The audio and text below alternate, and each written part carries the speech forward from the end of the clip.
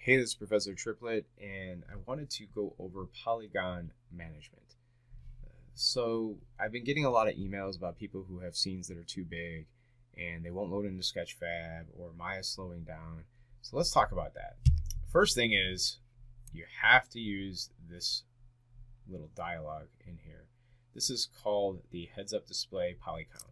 So to get this up, you have to go to display, heads-up display, and then make sure this box is checked. And then you will have your poly count.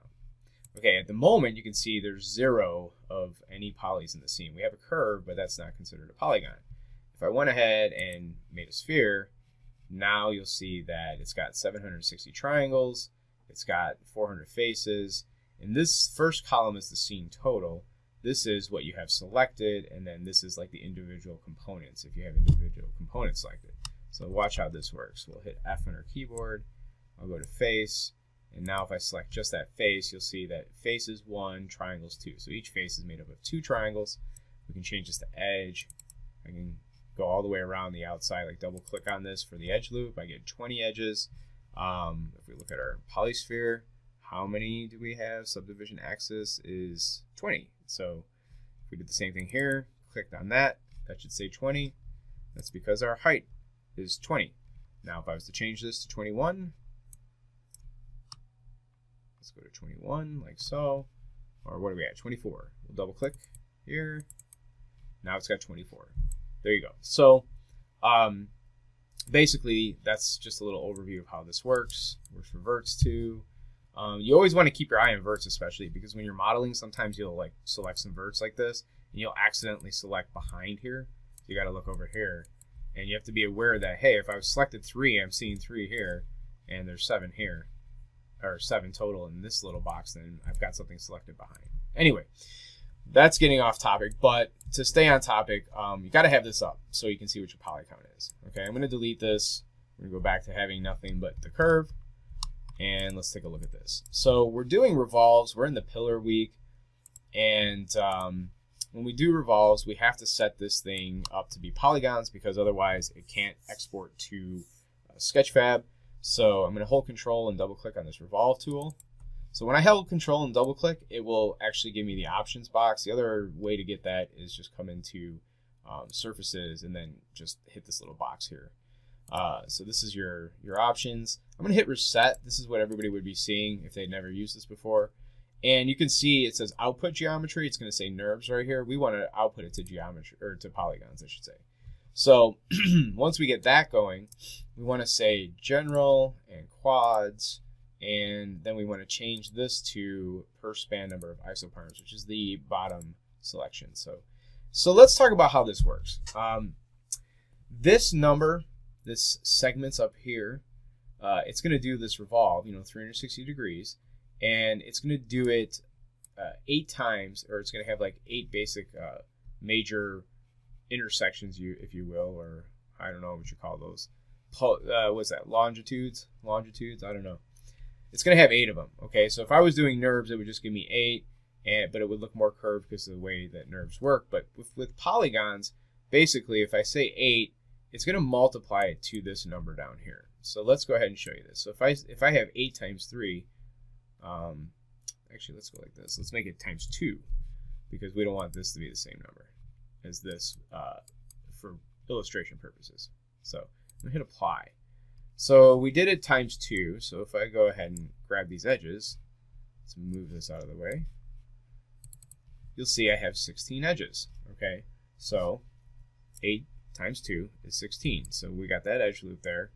We've got 16 selected. Okay, how does this one work? This is the number. This number is multiplied by the curve number. So if I go back to my curve, let's just delete this for now. Let's go back to my curve. Go to the curve. This number is getting multiplied by these. So every time you get one of these, there should be 3 in between them at this point. So we have 1 here and 1 here. Maybe we can go ahead and hit apply. We got to go back out to object mode, then hit apply, and then we'll see that. If we were to select this again, go to curve points, and here we go. So we have 1, 2, 3. Well, let's see, it's actually 1, 2, 3. So there's 3 in between. Okay, so that's getting multiplied So each one of these things should have 3 in between. So can't see all of them. So here's some here. They're kind of inside because I have them pulled in different directions. But sure enough, if you counted these, you'd find 3 in between each one. All right. Well, let's talk about this polygon now. So we're going to grab the object, look at it like this, and what we're looking at here is 1,440 triangles, 720 faces, and these are the numbers that we're going to kind of pay attention to for right now. Just talking about polycount. Right now, this is, well, I mean, it looks good, it looks decent, and I think it would work for, you know, the purposes of a game. If you're doing something for film, you'd probably smooth it some more. But you have to remember that if you make a bunch of these, this number is going to go up really quick. This triangle number is going to go up super, super fast. So if I made 10 of these, you can imagine now you have 14,000 triangles. So if we're doing, like, let's say these pillars and we're making the Parthenon, and, you know, we count, you know, I don't know, maybe there's 100 pillars. We'll just take a guess. So you can imagine that's 140,000 polygons roughly, just for making like 10, you know, if this was the poly count and we were making, you know, 100 pillars or whatever. So it's going to get to be a very, very heavy scene. So what you have to do is consider like what these numbers are here. So maybe I can get away with having 2 and 1. We'll see. Select this and go apply. So, you know, that looks pretty low poly. It looks kind of, you know, like a game for your cell phone or something like that. But if we're going to have 100 of them for, you know, Sketchfab, we may have to go this route. You know, maybe we say, well, 2 and 2 is better. Delete that. That's not bad. That's not bad. So we could say, hey, this is close enough. We can get away with this. Maybe we don't need the inside of this. At some point, we can cap it off and delete the rest of the polys inside. It depends on, you know, what we're doing with this thing. So to finish off this segment, I just want to look at 2 vases right here. And from here, if you look at these, can you tell which one is lower poly? Might be hard to tell. I'm going to go ahead and select one. This one is 960 triangles. This one is 2,160 triangles.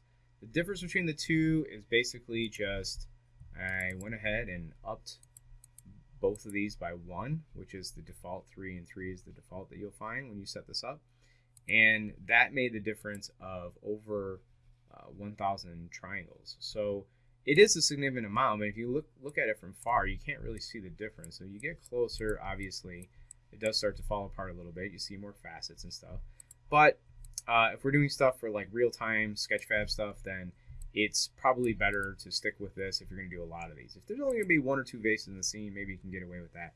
But just take in consideration how many triangles you have in your object, and that's going to really matter. So anyway, thanks for watching this, and have a good time modeling. If you have any more questions, please let me know.